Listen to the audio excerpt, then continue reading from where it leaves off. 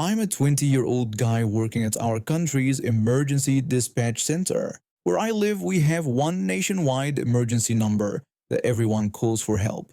After taking the call, we contact firefighters who respond similar to paramedics, though they don't administer medications. My path to this job wasn't exactly straightforward. I'd always been fascinated by emergency services since I was a kid. My uncle was a firefighter, and the stories he told around family dinners captivated me. When I turned 18, I initially tried to become a firefighter myself, but some minor health issues disqualified me.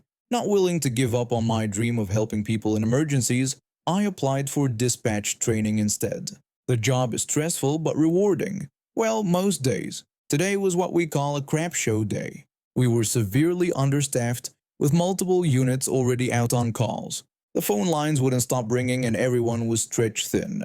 That's when I got the call from a regular troublemaker. This one individual, let's just call him the caller, is infamous among our dispatch team. He's consistently rude, extraordinarily loud, and almost always intoxicated when he calls. He's known for tying up emergency lines for non-emergency issues, usually because he wants free transportation. The phone rang and I immediately recognized the number. I answered with a standard emergency services greeting asking about his emergency. The caller immediately shouted that he needed a ride to the store right away. His words were slurred, and I could tell he was drunk again. I took a deep breath. I explained to him that this was an emergency line, reminded him that we'd discussed this before, and clarified that we weren't a taxi service. I suggested he call a cab instead, mentioning they would be cheaper than the fine he could get for misusing emergency services. The caller responded angrily, telling me not to tell him what to do and calling me a jerk. I maintained my composure and explained that while we do provide non-emergency medical transport for appointments like physiotherapy, those services need to be scheduled in advance, just like everyone else does. He complained that he didn't have money for a cab and argued that we were supposed to help people. I patiently explained that we do help people, but only in actual emergencies, and his need for a ride to the store didn't qualify as one. The caller's voice grew even louder as he threatened to call emergency services and tell my bosses it was an emergency. I replied that he could do that since he was a free citizen, but warned him that misusing emergency services was a serious offense. He defiantly told me to watch him and hung up. I knew exactly what was coming. Less than 2 minutes later, I received a call from the emergency hotline. The operator told me they needed emergency service at the caller's address for a reported case of alcohol poisoning. I recognized the address immediately and advised the operator that the individual at that address had just called, threatening to fake an emergency. I mentioned his history of aggressive behavior and suggested that the responding team might need additional support. About 50 minutes later, my radio crackled to life. It was one of my colleagues who had responded to the call. He asked me what was going on, wondering why the intervention team was arresting the caller and why there were so many police officers when the call was supposed to be about alcohol poisoning. I was confused too, so I asked for details. Apparently, when the police arrived with our emergency team, the caller had tried to force his way into the driver's seat of the police vehicle, insisting they drive him to his destination. When the officers refused, he became violent and actually punched one of the cops. The intervention team responded with force, subduing him in the process. The caller ended up being hospitalized with several broken bones. He's now facing charges for assaulting a police officer, misuse of emergency services, and public intoxication. The hospital is also treating him for alcohol addiction. What started as a demand for a free ride ended with a hospital stay and criminal charges. The entitlement of some people never ceases to amaze me. He thought his desire for a free ride trumped actual emergencies on a day when we were already overwhelmed. I later found out this wasn't his first run-in with the law, but it was definitely his most serious. I just went back to answering the next call. Another day at dispatch, another entitled person thinking emergency services exist solely for their convenience. A week later, I was surprised when my supervisor called me into her office. She explained that the police department had sent over the body camera footage from the incident with the caller.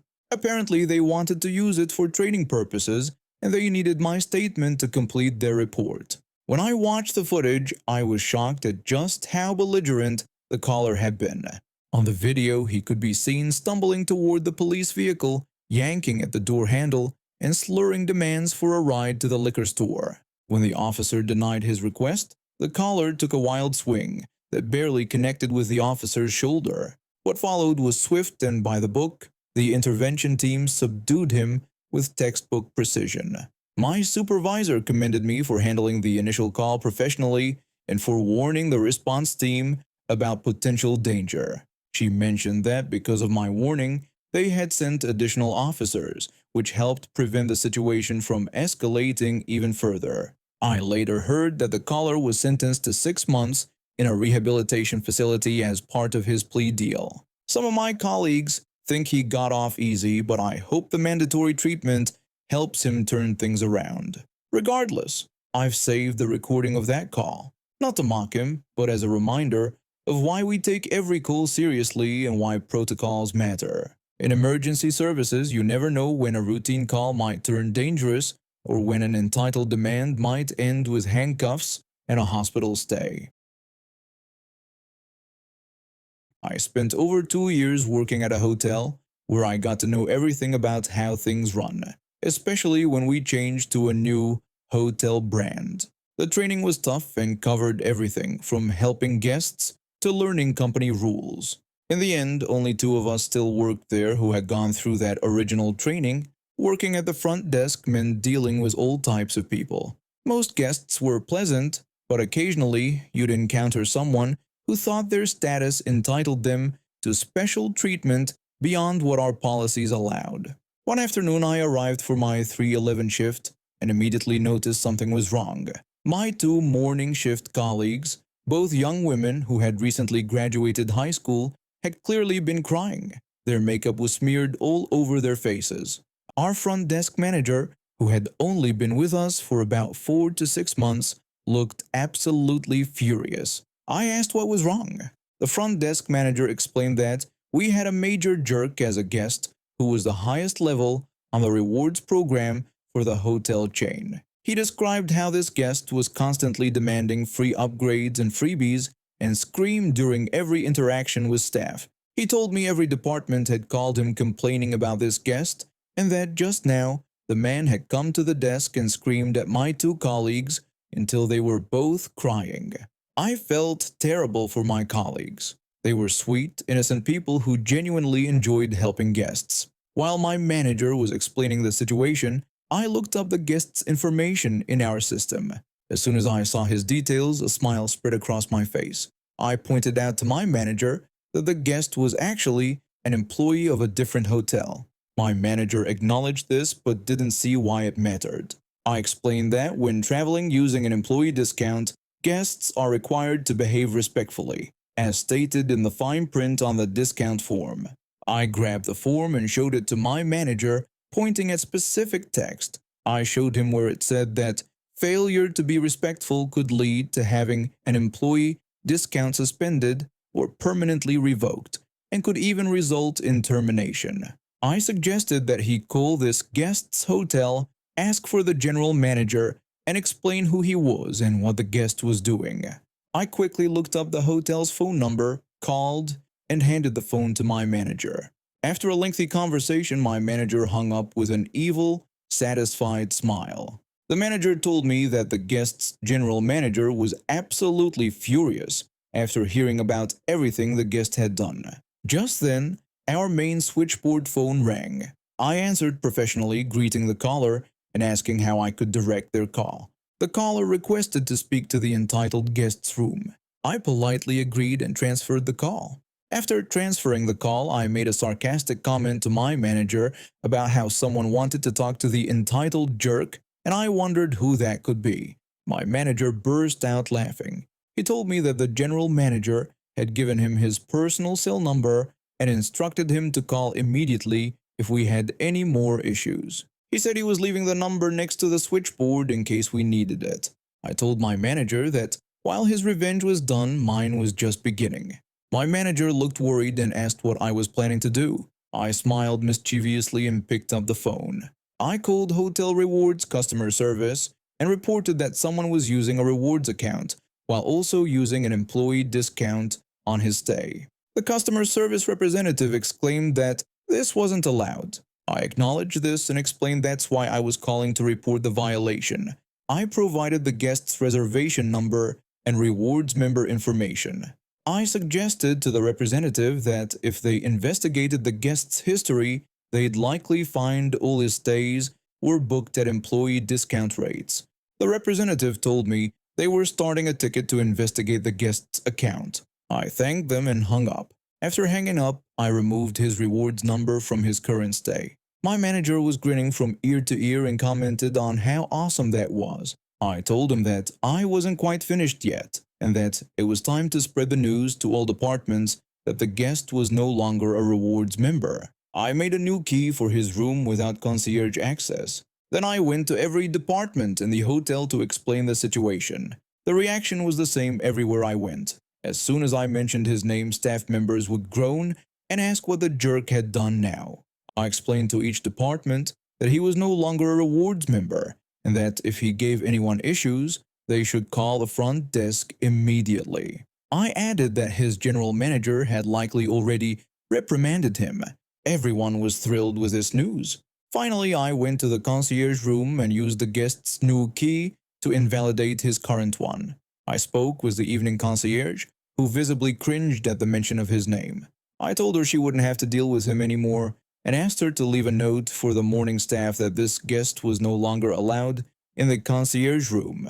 Her relief was palpable. When I returned to the front desk, my two morning shift colleagues were still there. They rushed over and hugged me, thanking me repeatedly. After they left, the manager pulled me aside. The manager asked me to do him a huge favor.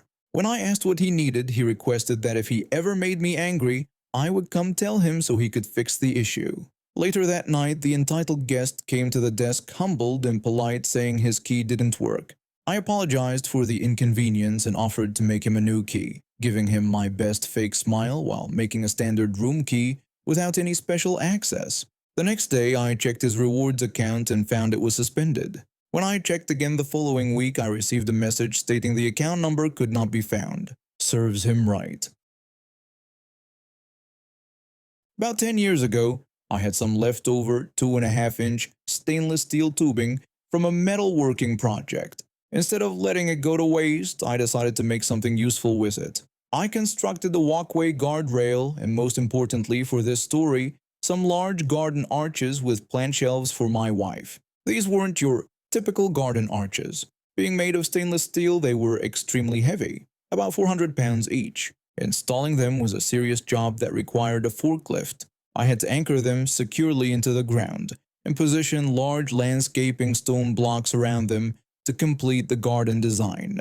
They looked fantastic when finished, and my wife loved them. My wife posted some pictures of the arches on Facebook showing off our garden. That's when the trouble started. One day, my wife mentioned that some woman she didn't know had contacted her about the arches. Apparently, this stranger had seen the photos online and wanted to borrow one for her daughter's wedding. My wife had already explained that they were too large and permanent to move around, but this woman wasn't taking no for an answer. A few days later, this stranger showed up at our house unannounced. Let's call her Wedding Mom for simplicity's sake. When Wedding Mom arrived, she greeted me and immediately asked about borrowing the wedding arch, claiming my wife had told her we had one she could use. I politely explained that the arches weren't portable since they were anchored to the ground and would require a forklift to move. Wedding Mom dismissed my concerns, saying she could simply get someone to pick it up. I tried again to make her understand, explaining that these weren't lightweight decorations. Each arch weighed about 400 pounds, required a forklift for installation, and was secured in concrete. I added that they wouldn't even fit in a pickup truck. She brushed off these practical issues and asked if I could arrange for a forklift to load it for her. By this point, my patience was wearing thin, as she clearly wasn't listening to anything I was saying. I explained that what she was asking was impossible. I detailed all the work it would require, cutting the arch from its anchors, moving several 4,000-pound stone blocks just to access it properly, arranging special transportation equipment, and then having to re-weld everything upon its return. I emphasized that these arches were permanent garden fixtures never intended to be moved. Wedding mom became increasingly desperate, insisting that she absolutely needed the arch and claiming her daughter's wedding would be completely ruined without it. When she realized I wouldn't budge on moving the arch, she switched tactics. She then asked if I could at least paint the arch white to match her wedding theme. I explained that the whole point of using stainless steel was that it never needed painting, and that preparing and painting polished stainless was an extremely difficult process that would require sanding, prepping, priming, painting, and then repolishing to remove all the sanding scratches. I gave her a definite no. What followed was a remarkable display of emotional manipulation. Wedding mom cycled through begging, crying, and accusing me of causing permanent emotional damage to her daughter. When none of this worked, she resorted to screaming at me. At this point, my wife intervened. She suggested to wedding mom that if she really wanted an arch like ours, she could have one custom made for about $4,400 and have it painted by professionals elsewhere. Wedding mom reacted with indignation, declaring that she had no intention of paying for an arch and that we were supposed to lend it to her completely free of charge. After more heated arguments, she finally left, and we thought that was it. About 2 weeks later, I received an urgent call from my wife while at work. She explained that wedding mom had returned with reinforcements. She had brought family members, friends, a pickup truck, and even the county sheriff to our home. I rushed back to find chaos in our driveway. Wedding mom had assembled quite a group, and the pickup truck they'd brought was nowhere near large enough for the arch. Most concerning was the presence of our local sheriff's deputy, though, fortunately, I'd known him for about 30 years as he lived just a couple miles down the road. When I approached, I saw wedding mom waving some kind of document while shouting that she had a receipt and the arches belonged to her. Looking closer at her receipt, I could see it was obviously home printed with no business name, address, or signatures. It falsely claimed she had purchased both arches for merely $200. I explained the situation to the deputy, describing how this woman was attempting to steal our property and that the arches had been in our garden for years. I pointed out that the receipt was clearly fraudulent. Meanwhile, I tried to keep wedding mom's increasingly hostile group at bay. Her supporters became more aggressive, with one family member demanding that we just give her the arch and questioning why we were being so difficult. Another accused us of promising to sell it to her and then backing out of the deal. The deputy spoke with my wife to verify my account. The situation became so heated that he had to call for backup.